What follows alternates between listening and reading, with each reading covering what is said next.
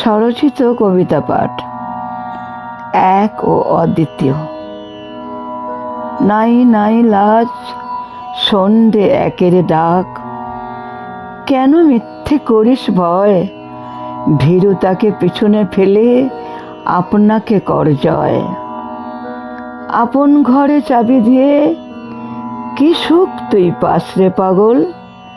উঁকি দিয়ে পরের ঘরে, নিজের ঘরের দরজা খুলে একবার চেয়ে দেখ।